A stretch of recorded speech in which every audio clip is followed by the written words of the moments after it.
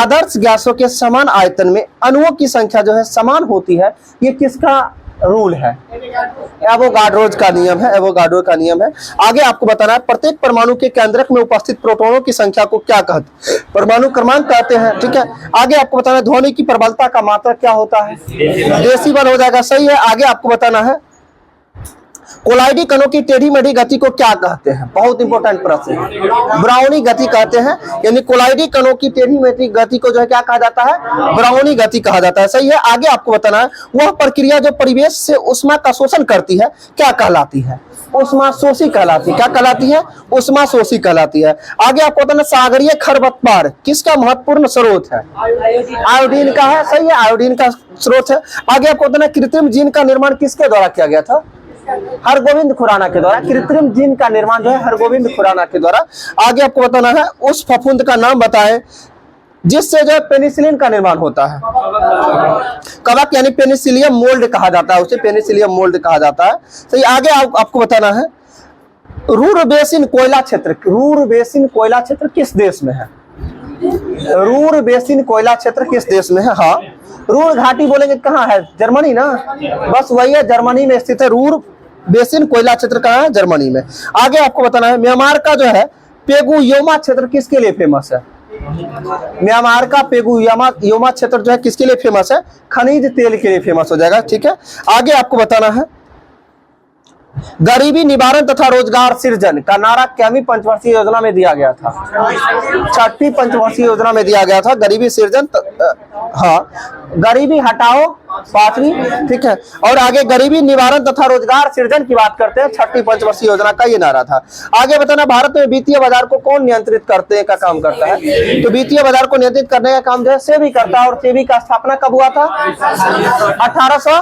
1988 में सेबी का स्थापना हुआ था और 1992 में जो है इसको मान्यता मिला था, सेबी को एक्ट के तहत मिला था। ठीक है, आगे आपको बताना है भारत में जो है आर्थिक नियोजन प्रणाली शुरू करने का श्रेय किसे दिया जाता है? एम विश्वेश्वरैया को दिया जाता है। एम विश्वेश्वरैया को आर्थिक नियोजन शुरू करने का जो है प्रणाली शुरू करने का जो है श्रेय किसे जाता है? एम विश्वेश्वरैया को। आगे है एक जन योजना किसके द्वारा दिया गया था? MN राय के द्वारा, जो कि 1945 में। ठीक है, और एक है एम विश्वेश्वरैया का एक पुस्तक है प्लांट इकोनॉमी करके है। ठीक है, हाँ, प्लांट इकोनॉमी फॉर इंडिया जो है किसका पुस्तक है? एम विश्वेश्वरैया का पुस्तक है, सही है। आगे आपको बताना है भारतीय रिजर्व बैंक का राष्ट्रीयकरण कब हुआ था? 1949। आप लोग कल बताए थे SBI का राष्ट्रीयकरण कब हुआ था? 2 जुलाई 1956। SBI का राष्ट्रीयकरण पूछ रहे हैं। SBI का राष्ट्रीयकरण जो है 1956 को SBI का राष्ट्रीयकरण हुआ है। और RBI का राष्ट्रीयकरण कब हुआ था? 1949 को हुआ था। ठीक है, और SBI का स्थापना कब हुआ था? 1955 में स्थापना, 56 में राष्ट्रीयकरण। और LIC का स्थापना बताइएगा। 1956 हो जाएगा LIC का स्थापना।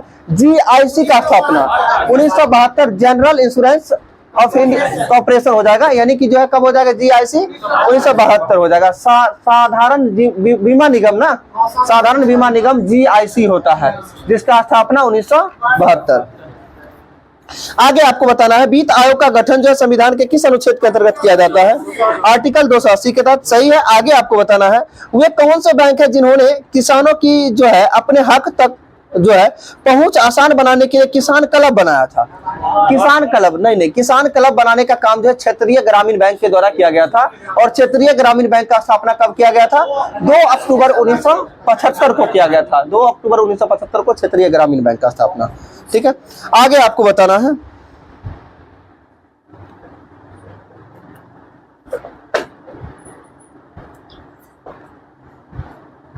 चंद्र ग्रहण कब होता है? जब पृथ्वी बीच में आ जाती है। मतलब इसको याद करने का कई तरीका है, या ऐसे भी आप याद कर सकते हैं। अगर पृथ्वी बीच में आती है तो क्या हो जाएगा? चंद्र ग्रहण। अगर सूर्य और हाँ क्या ठीक है हाँ हम क्या बता रहे थे अभी? पृथ्वी यदि पृथ्वी बीच में आती है तो आपका होता है चंद्र ग्रहण। यानी पृथ्वी बीच में आती है तो किसका प्रकाश नहीं आएगा पृथ्वी पर? चंद्रमा का ना, चंद्रमा का प्रकाश यदि पृथ्वी पे नहीं आएगा तो कौन सा ग्रहण हो जाएगा? चंद्र ग्रहण। अगर सूर्य का प्रकाश पृथ्वी पर नहीं आएगा तो सूर्य ग्रहण हो जाएगा। जब चंद्रमा बीच में आ जाती है तो कौन सा ग्रहण हो जाएगा? सूर्य ग्रहण हो जाएगा। ठीक है, सूर्य ग्रहण। एवं पृथ्वी बीच में होगा, एक चंद्रमा बीच में होगा। ठीक है,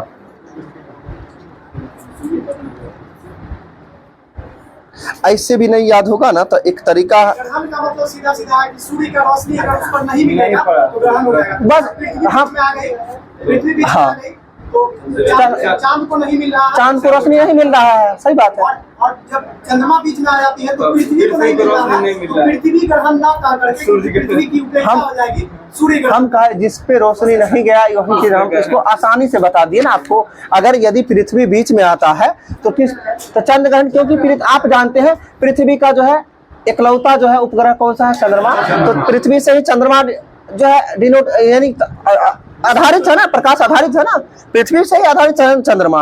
अब समझिए जब चंद्र ग्रहण में, यानी कहने का मतलब क्या है, पृथ्वी बीच में आ गया। ठीक है, अगर सूर्य ग्रहण में कौन बीच में आ जाएगा? तो चंद्रमा। यानी कहने का मतलब सूर्य ग्रहण में चंद्रमा, यानी सूर्य से पृथ्वी पर प्रकाश नहीं आएगा। कब नहीं? जब चंद्रमा बीच में आ जाएगा तो पृथ्वी प्रकाश नहीं आएगा, तो डिस्टर्ब हुआ। तो इसका मतलब सूर्य ग्रहण में जो है कौन बीच में आएगा? चंद्रमा। ठीक है, आसान है, थोड़ा सा सोचिएगा आपने पता हो जाएगा। आगे बताना है सर क्रीक जो है कहाँ स्थित है? कच्छ के रण में, गुजरात हो जाएगा। सही है। आगे आपको बताना है अंतरराष्ट्रीय दिनांक रेखा कहां से होकर गुजर जाती है? 18 डिग्री देशांतर। ठीक है, 18 डिग्री देशांतर रेखा अंतरराष्ट्रीय दिनांक रेखा कहां से होकर गुजरती है? 18 डिग्री देशांतर रेखा से। आगे आपको बताना है वह आकाशीय पिंड जो पृथ्वी के निकटतम है, आकाशीय पिंड चंद्रमा हो जाएगा। पृथ्वी का निकटतम आकाशीय पिंड चंद्रमा हो जाएगा। ठीक है, आगे आपको बताना है सबसे जो है यानी निकटतम तारा कौन सा है? सूर्य हो जाएगा ना, पृथ्वी का सबसे निकटतम तारा सूर्य हो जाएगा। ठीक है, और दूसरा की बात करेंगे तो प्रोक्सिमा सेंचुरी हो जाएगा। और सबसे चमकीला तारा कौन सा हो जाएगा? जरा पूछे हैं जो शुक्र बोल रहे हैं, साइरस हो जाएगा ना, साइरस, जिसे सीरियस भी लिखा हुआ रहता है कहीं कहीं। ठीक है, आगे आपको बताना है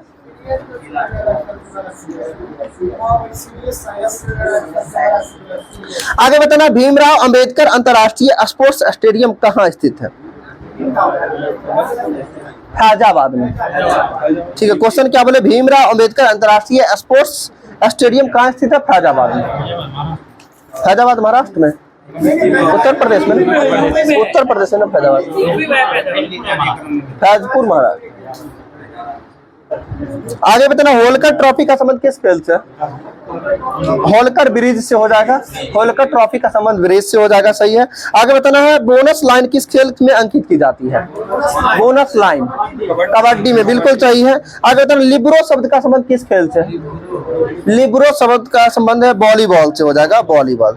आगे आपको बताना है ये जो है ग्रैंड स्लैम जो होता है टोटल कितना? 4 को, चारों का क्रम बताना है।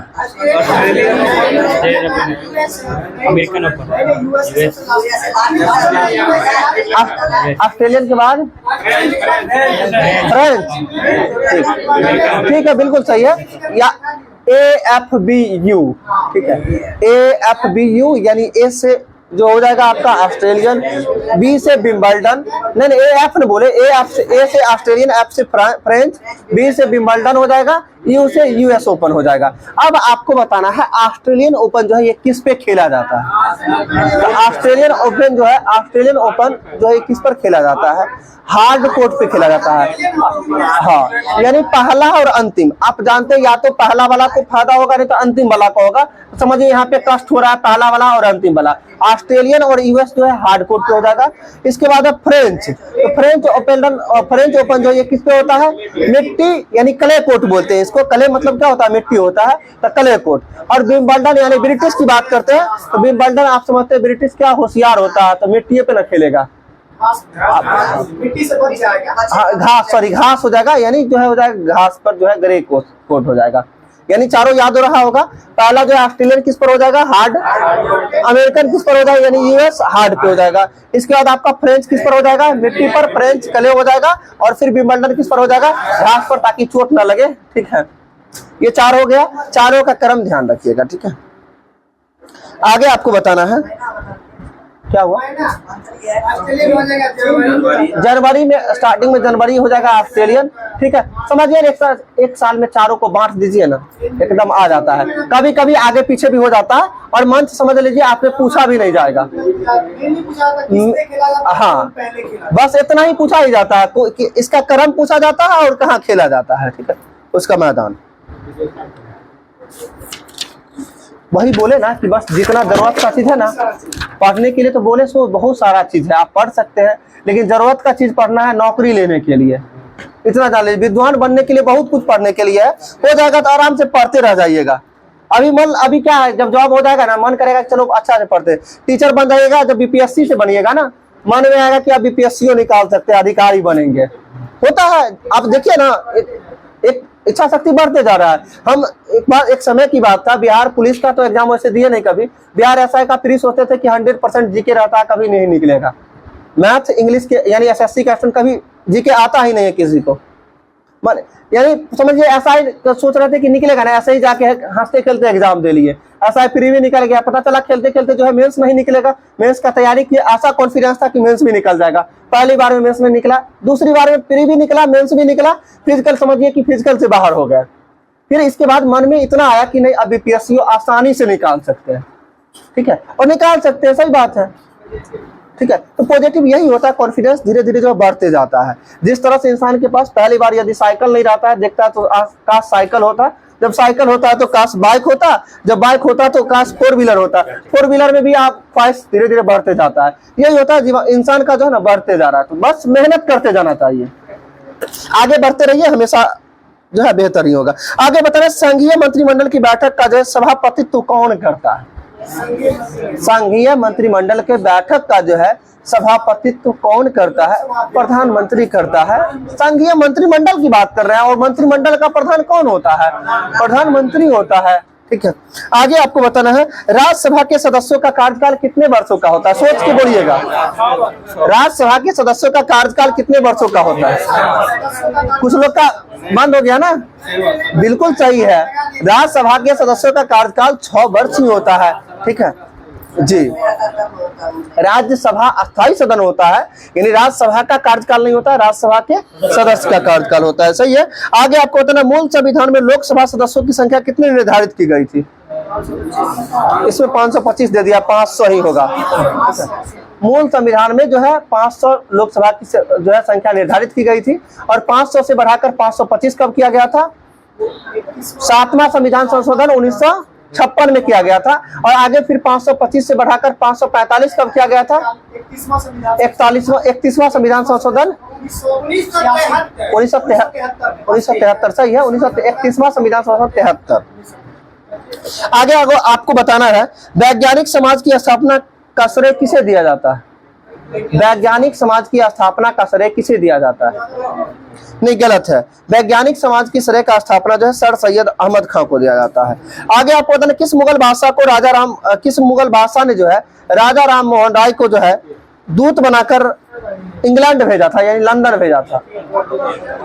अकबर द्वितीय के द्वारा भेजा गया था। और आगे आपको ये भी बताना है कि राजा राम मोहन राय को जो है राजा की उपाधि किसके द्वारा दी गई थी?